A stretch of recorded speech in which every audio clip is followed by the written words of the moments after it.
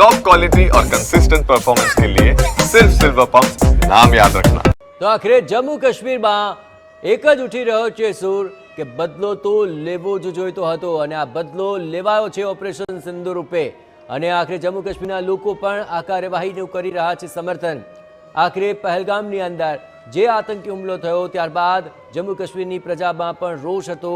એ રોષ આતંકવાદ વિરુદ્ધ હતો, એ રોષ પાકિસ્તાન વિરુદ્ધ હતો, પરંતુ હવે ઓપરેશન સિંદૂરની જવાબી કાર્યવાહી બાદ આ તમામ લોકોમાં જોશ છે દેશભક્તિનો, જવાબી કાર્યવાહી કરવાનો અને બંને દેશો સાથે હાલ તો આ આખી જે ઘટનાને લઈને તણાવ છે તેમાં અમેરિકાએ પણ આપી છે સલાહ હવે કે આખરે તણાવ વધારવામાં ન આવે, પરંતુ ઓપરેશન સિંદૂર એ ભારતનો જડબાતોડ જવાબ છે આતંકવાદ વિરુદ્ધ। કારણ કે આખી કાર્યવાહીની અંદર એ સ્પષ્ટપણે ધ્યાન રખાયું છે કે આતંકવાદી ગતિવિધિઓ ચલાવતા કેમ્પોને ટાર્ગેટ કરવામાં આવે, ભારતના દુશ્મનો કે જે આતંકવાદી ગ્રુપ ચલાવી રહ્યા છે તેને જ ટાર્ગેટ કરવામાં આવે અને ભારતે આવા 9 ઠેકાણાઓને ધ્વસ્ત કરી દીધા છે। 100થી વધુ આતંકીઓનો કર્યો છે ખાત્મો, જેમાં જૈશ એ મોહમ્મદના 4 ઠેકાણા ધ્વસ્ત થઈ ચૂક્યા છે, લશ્કરે તૈયબાના 3 ઠેકાણા પણ નેસ્ત નાબૂદ કરી દેવાયા છે।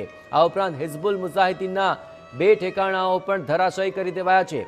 ઓપરેશન સિંદૂરની આ મહત્વપૂર્ણ ગતિવિધિઓ કે જેમાં ભારતીય સેનાની કાર્યવાહીમાં 100 આતંકી ઠાર થયા છે અને ભારતે રાત્રે 1 વાગે જે એર સ્ટ્રાઇક કરી તેમાં 1971 બાદ પહેલી વાર ભારતે પાકિસ્તાન પર આ રીતે મિસાઇલ હુમલો કરીને આપ્યો છે જડબાતોડ જવાબ, જ્યાં પાકિસ્તાનના આતંકના અડ્ડાઓ ધ્વસ્ત કરી દેવાયા, જેમાં જૈશ એ મોહમ્મદના 4 ઠેકાણાને નેસ્ત નાબૂદ કરી દેવાયા છે।